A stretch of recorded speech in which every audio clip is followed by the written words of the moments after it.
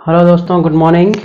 हम कक्षा 10 का अर्धवार्षिक का पेपर हल कर रहे थे, जिसमें हमने क्वेश्चन नंबर 1 और क्वेश्चन नंबर 2 हल कर लिए थे। और उनके वीडियो आप देखना चाहो तो डिस्क्रिप्शन में आपको मिल जाएंगे। और अभी तक आपने चैनल को सब्सक्राइब नहीं किया तो सब्सक्राइब कर ले, ताकि जितने भी वीडियो आपके पास जल्द से जल्द पहुँच जाएँ। अब देखते हैं क्वेश्चन नंबर 3। क्वेश्चन नंबर 3 में दो पूर्णांक संख्याओं का में से, यानी कि हमें दो पूर्णांक संख्या हैं, उनका में से व लेसे पे क्रम से 12 व 48 है। यदि एक पूर्णांक संख्या 36 है तो दूसरा पूर्णांक ज्ञात कीजिए। आसान सा क्वेश्चन है, प्रश्नावली 3 से है, आया हुआ क्वेश्चन है ये। हमें क्या में से और लेसे दे रखा है और एक संख्या दे रखी है, दूसरी संख्या ज्ञात करनी।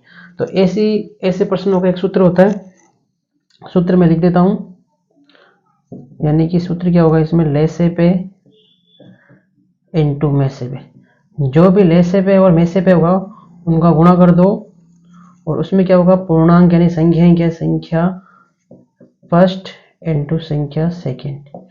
एक संख्या में दे रखी है, एक संख्या में ज्ञात करनी है, संख्या फर्स्ट इनटू संख्या सेकंड। अब मान रख दो, लेसे कितना दे रखा है हमें, में से तो है, में से अपना कितना है 12, लेसे कितना है 48। संख्या कितनी दे रखी है, एक पूर्णांक हमें दे रखा है कितना 36, तो दूसरा पूर्णांक हमें ज्ञात करना है सेकंड। ठीक है, तो अब देखो ये 36 है, 48 इंटू 12 है, यहाँ पे गुणा में इधर आएंगे तो किसमें हो जाएंगे, भाग में हो जाएंगे, यानी कि 48 इंटू 12, और ये हो जाएंगे 36 इधर आएंगे तो भाग में, और इधर ये सेकेंड का मतलब क्या, संख्या सेकेंड। ठीक है, अब इनको काट लो। आप चाहो तो इसको इधर लिख दो या इसको इधर लिख दो, कोई फर्क पड़ने वाला नहीं है। अब देखो 12 का भाग 12 में एक बार जाता है, और इसमें कितनी बार जाएगा 3 बार, और 3 का भाग 3 में एक बार जाता है, इसमें कितनी बार जाएगा 1 बार और 6 बार। यानी कि संख्या जो सेकंड है वो कितनी आएगी, वो आ जाएगी अपने पास 16। ठीक है, नोट करें इसे। क्वेश्चन सेकंड, द्विघात समीकरण x square plus x minus 2 बराबर 0 के शून्य ज्ञात कीजिए। यानी कि प्रश्नावली 2 से आया है, जिसमें हमें क्या करना है, शून्य ज्ञात करना है। आसान सा क्वेश्चन है। क्या दे रखा है अपने इसमें, हमें दे रखा है x square plus x minus 2 बराबर 0, यानी इसके शून्य ज्ञात करने। तो शून्य कैसे ज्ञात करते हैं, हम क्या करते हैं, आगे वाली संख्या का गुणांक और पीछे वाली संख्या, इनको गुणा करते हैं। अब एक्स स्क्वायर का गुणांक कितना, 1, कुछ भी नहीं दे रखा है तो 1, और पीछे वाली संख्या कितनी है 2, दोनों को गुणा करेंगे कितना आएंगे 2। ठीक है, यानी गुणा करने पर कितना आने चाहिए 2, और जोड़ने घटाने पर कितना आने चाहिए 1। एक्स का गुणांक कितना 1, यानी कि जो संख्या गुणा करने पर कितना आनी चाहिए 2, यानी कि बीच वाली संख्या का ऐसा हमें टुकड़ा करना है कि गुणा करने पे तो आए 2 और जोड़ने घटाने पे कितना आना चाहिए 1। अब हमें अपने पास क्या 2 ही, इसका हम गुणनखंड करते हैं तो 2 के गुणनखंड क्या आते हैं 2 ही आते हैं, और 2 का भाग 2 में देंगे 1 बार, फिर 1 का भाग 1 में देंगे 1 बार, ये तो कितना ही करते थे वैसे आएंगे, यानी 2 और 1 हो जाएंगे। इसके गुणनखंड क्या होंगे 2 और 1, यानी कि हमें क्या चाहिए, सॉरी ये माइनस का आएगा, तो माइनस के चाहिए तो बड़ी संख्या, यहाँ पे देखो प्लस के 2x और माइनस का x, इसके हो जाएंगे टुकड़े।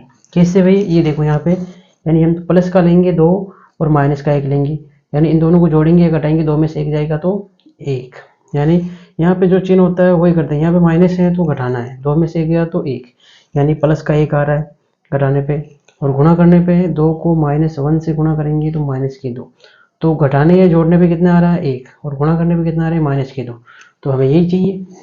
ठीक है, अब यहाँ पे देखो एक्स स्क्वायर और 2x, इसमें से कॉमन क्या आएगा, यहाँ पे भी x है, यहाँ पे भी x है, यहाँ पे x की घात 2 है, यहाँ पे x की घात कुछ नहीं है तो कितनी है 1 है, यानी 1 x कॉमन आ जाएगा। एक्स स्क्वायर में से x बाहर आ गया, यहाँ क्या बच गया x प्लस ये x की घात 1 एक बार आ गया, यहाँ पे क्या बच गई 2।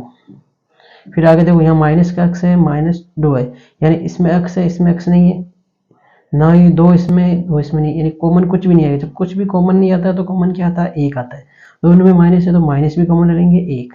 ठीक है, ये x बच जाएगा, 1 का भाग 2 में देंगे, ये माइनस क्या हो जाएंगे +2, ये बाहर माइनस का कॉमन ले लिया।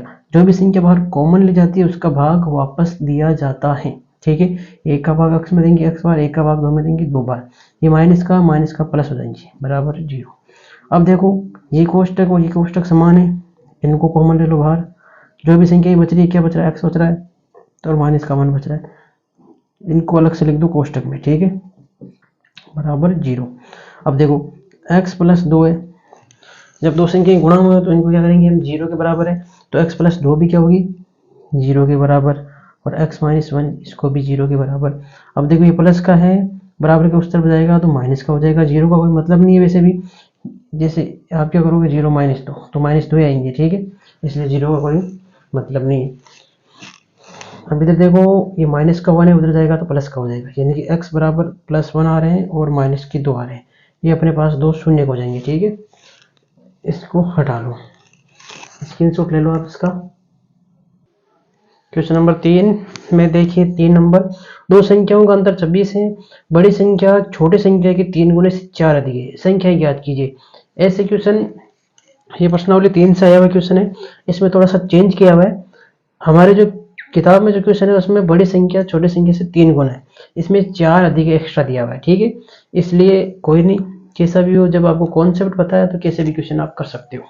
दो संख्याओं का अंतर, तो हम क्या करेंगे, माना कि दो संख्याएं क्या क्या हो जाएगी, अब दो संख्याएं हम मान लेते हैं x व y है, हमने मान ली दो संख्या x व y है। अब उनका अंतर दे रखा है तो प्रश्न अनुसार कर लो, प्रश्न अनुसार क्या हो जाएगा, अंतर कितना दे रखा है, अंतर हमें दे रखा है, दो संख्याओं का अंतर में कितना दे रखा है, अंतर कर लो x माइनस वाई बराबर 26, ये हो जाएगी अपने समीकरण 1। फिर क्या दे रखा है, बड़ी संख्या छोटी संख्या से 3 गुना अधिक है, यानी मान लो ये x है, ये y है, ये बड़ी है, ये छोटी है, तो बड़ी संख्या छोटी संख्या के 3 गुने से 4 अधिक है, बड़ी वाली संख्या छोटी संख्या से 3 गुने से 4 अधिक है। तो अब दोनों को बराबर कब कर सकते हैं, जब हम क्या करेंगे, यानी कि हमें x बराबर और ये y करना है, तो बड़ी संख्या है छोटी संख्या के 3 गुने से 4 अधिक है, बड़ी वाली संख्या छोटी से 3 गुनी और 4 अधिक है, तो हम क्या करेंगे, छोटी को 3 गुना करेंगे और प्लस इसमें 4 जोड़ेंगे। ऐसा हमने क्यों किया, इसमें क्या होता है, बड़ी वाली संख्या कौन सी बड़ी है, x। अब बराबर कैसे लिख सकते हैं, जब वही कार्रवाई हम छोटी में करें, यानी बड़ी संख्या छोटी से 3 गुने से 4 अधिक है, तो हम क्या करेंगे, छोटी का 3 गुना करेंगे प्लस उसमें 4 जोड़ेंगे, तो ये क्या हो जाएगी 3y + 4, यानी कि ये किसके बराबर हो जाएगा, x के, तब हम इन दोनों को बराबर लिख सकते हैं, ठीक है। दूसरी समीकरण अपनी क्या हो जाएगी, x बराबर 3y + 4, इसको व्यवस्थित कर लो, ये y की संख्या इधर लाएंगे तो x माइनस 3y बराबर 4, ये हो जाएगी समीकरण 2। अब समीकरण 1 और 2 को घटा लो या 2 को 1 में जोड़ लो, जैसा भी हो, समीकरण ऐसा करते हैं हम, 2 - 1 कर देता हूँ या 1 - 2 कर लो, समीकरण 1 - 2 से, ठीक है, घटा लो इनको, तो x माइनस वाई बराबर 26 और ये हो जाएगा x माइनस 3y बराबर 4।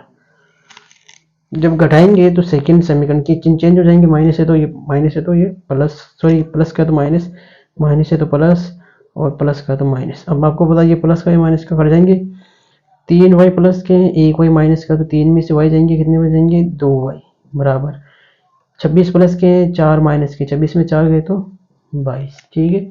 तो ये कितना हो जाएगा, ये हो जाएगा y बराबर, यहाँ पे किसमें गुणा में, इधर जाएंगे तो भाग में 2, y बराबर कितना हो जाएंगे 11, यानी कि संख्या छोटी संख्या कितनी आएगी अपने पास 11। तो बड़ी संख्या अक्सर हम ज्ञात कर सकते हैं, किसमें भी रख दो, समीकरण 1 में रख दो, समीकरण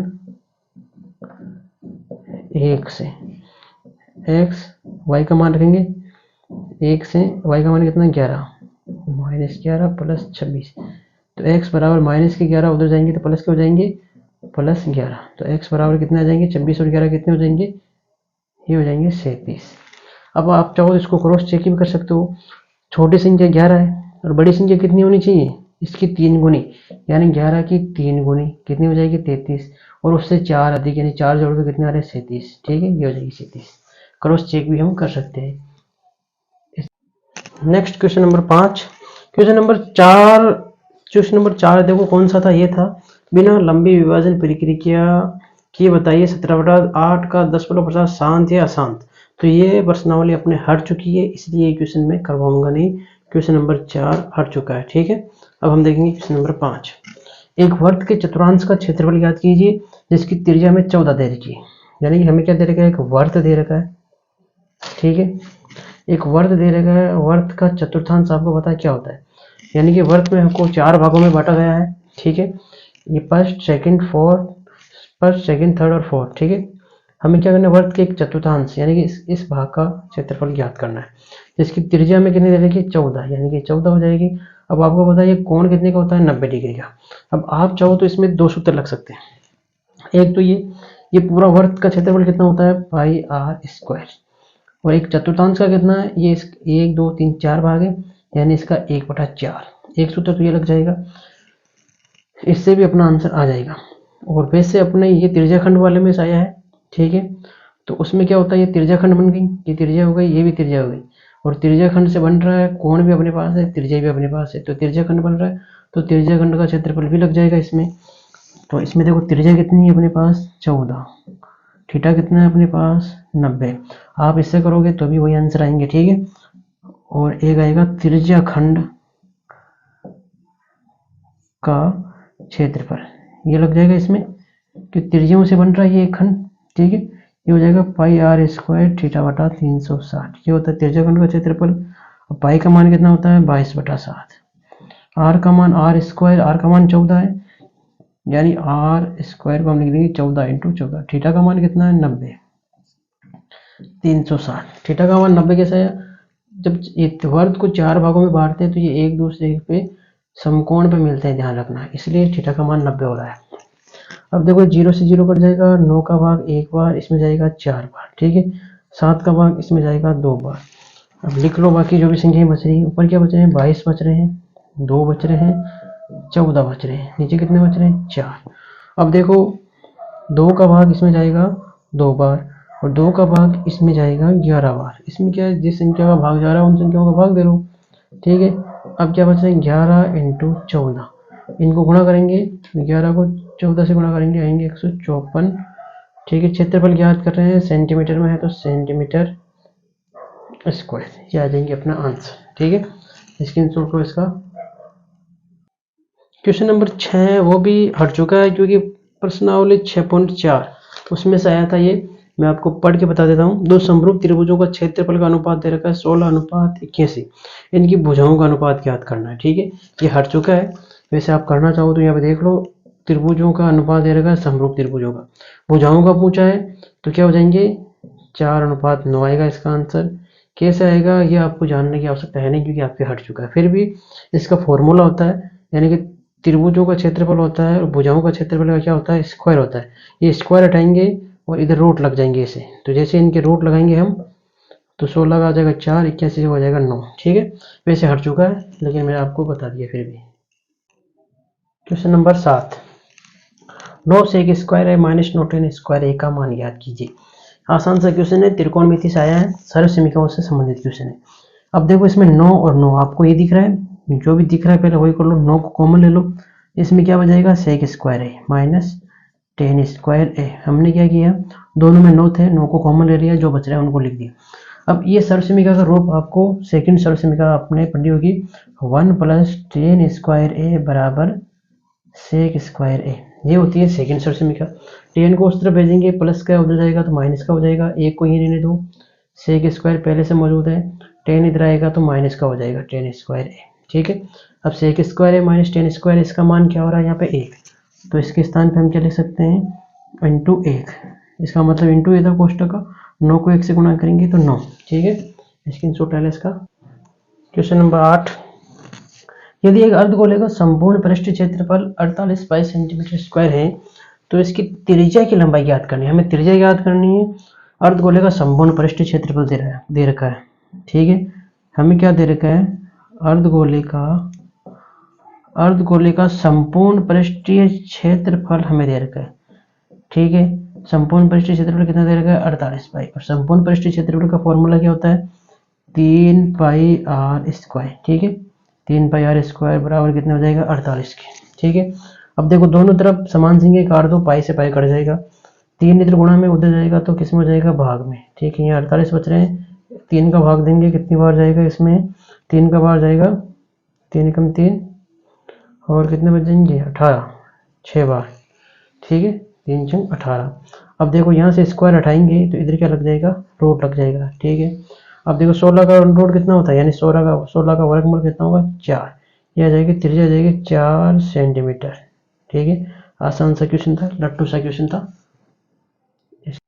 क्वेश्चन नंबर 9, बंटन 3, 5, 7, 4 यानी कि मेरे को संख्या दे रही कि उनका क्या याद करना है, बहुलक याद करना है। बहुलक का मतलब क्या होता है, जो सबसे अधिक बार हो। ठीक है, बहुलक यानी कि बार बार रिपीट होने वाली संख्या, बहुत अधिक बार। अब देखो इसमें सबसे ज्यादा बार कौन आ रहा है, 3, 3 2 बार है, 5 एक बार है, 7 एक बार है, 4 1 2, यहाँ पे देखो 7 1 है, सॉरी 4 1 2 3 3 बार है, यानी कितनी बार है, 1 2 3 बार है, तो बहुलक कितना हो जाएगा, 4 हो जाएगा। ठीक है, 4 क्यों हो रहा है, क्योंकि सबसे अधिक बार आवृत्ति किसकी हो रही है, 4 की।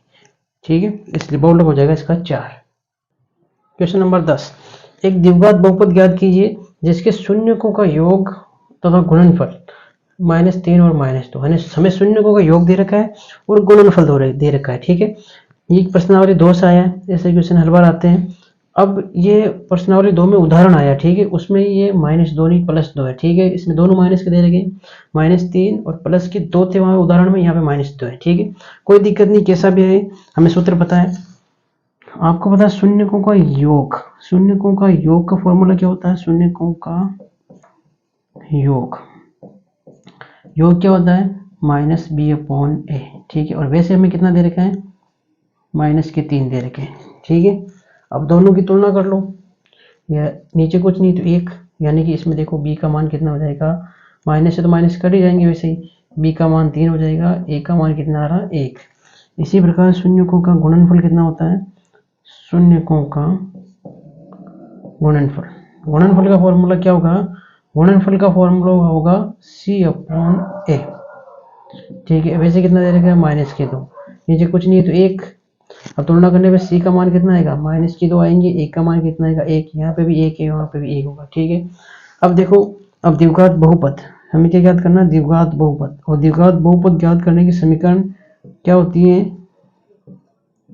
क्या होगी द्विघात बहुपद, क्या होगा, ax² bx + c, ये व्यापक रूप होता है। ठीक है, अब a का मान कितना है था अपने पास, 1 x² प्लस b का मान अपने पास कितना आया था, b का मान आया था 3, और c का मान कितना आया था, c का मान आया था -2। अब रख लो, 1 को इससे गुणा करेंगे, ये आएगी संख्या x², 3 को x से करेंगे 3x, ये प्लस माइनस -2, यानी कि अपने पास जो भी द्विघात बहुपद है वो आएगा x² 3x -2, और वहाँ पे आएंगे प्लस के 2 उस उदाहरण में, क्यों, क्योंकि यहाँ पे प्लस की संख्या थी। ठीक है, आज हमने क्वेश्चन नंबर 3 कंप्लीट किया है। यदि हमारा वीडियो आपको पसंद आए तो लाइक शेयर सब्सक्राइब जरूर करें और अपने दोस्तों के साथ शेयर करें।